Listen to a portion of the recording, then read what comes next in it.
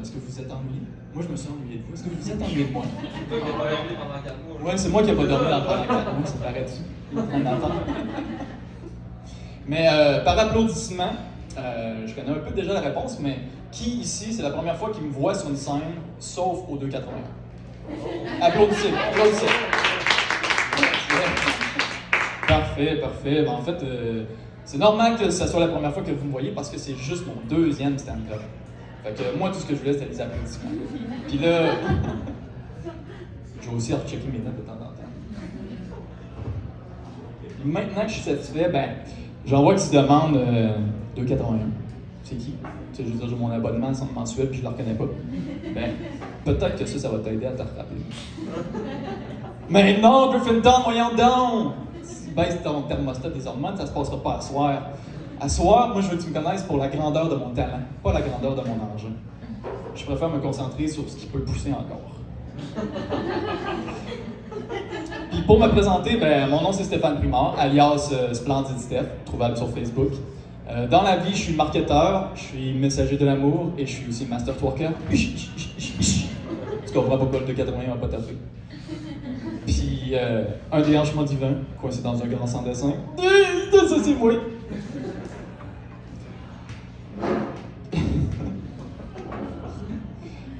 C'est ça que ça fait des fois, un petit blanc. J'ai toujours été le plus jeune de mes classes, puis en fait, mon premier stand-up, je l'ai fait, en fait, la première fois, c'est avec Gab. C'est une première soirée mémorable, inoubliable. Hein, Gab? Ok, non, c'est correct, réponds pas. Je sais que pour toi, c'est une parmi tant d'autres, mais pour moi, c'était ma première fois. Puis les premières fois, on s'en rappelle tout le temps. Hein? Après ça, donc mon premier numéro, ça a été, j'y étais un peu fort. En fait, je suis allé dans les gros enjeux internationaux de la planète. En fait, si je peux te résumer rapide mon numéro, je faisais la blague que si quelqu'un un jour avait mon anus autour de son doigt, c'est sûr que cette personne-là avait le pouvoir absolu sur moi. D'où pourquoi je le nommais mon précieux. Je croyais faire une habile analogie du Seigneur des Anus, mais en fait, ça s'est retourné contre moi. Parce que à partir de ce jour-là, à chaque jour, il y a quelqu'un qui arrivait derrière moi qui essayait de me pogner le pouvoir absolu, puis qui me susurrait à l'oreille. Nous l'ont volé! C'était insoutenable, c'était absolument insoutenable, puis c'est pour ça que ça s'est terminé avec ma blonde, en fait. Après ce traumatisme-là, je savais pas si j'allais remonter sur une scène bientôt.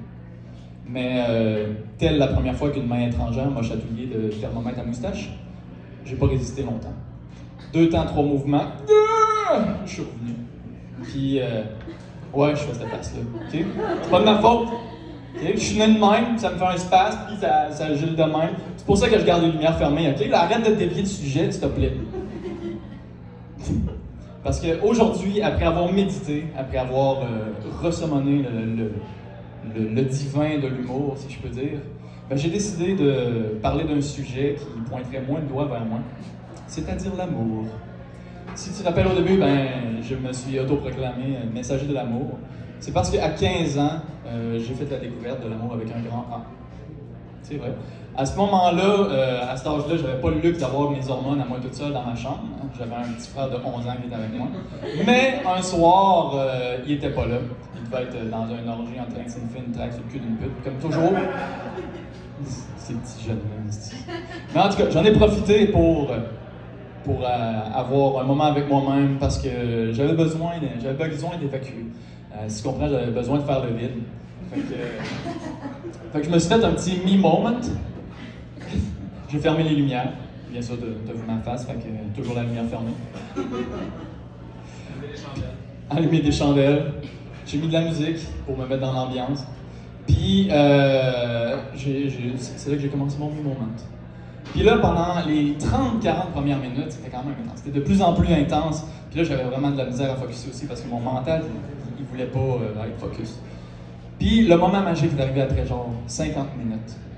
C'est là que je sais pas comment l'expliquer, mais c'est comme si mon mental avait décidé de crisser son camp. Puis j'étais tout seul avec moi-même. Puis là, tout d'un coup, une vague d'amour immense m'envahit. Puis avec ça, on peut clairement dire que j'ai explosé d'amour. C'était tellement d'amour que j'ai pas pu m'en retenir de pleurer. Puis ça, c'est... Puis,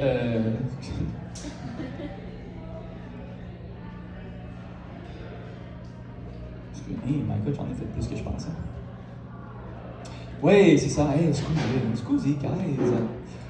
Donc, on peut littéralement dire que j'ai explosé d'amour. Hein. J'en ai vraiment pleuré. Puis après ça, une paix intense s'est vraiment installée. Puis c'est là que j'ai compris. C'est là que j'ai compris que la personne dans la vie qui peut me donner le plus d'amour, ben, c'est moi-même. C'est ça l'amour avec le grand A.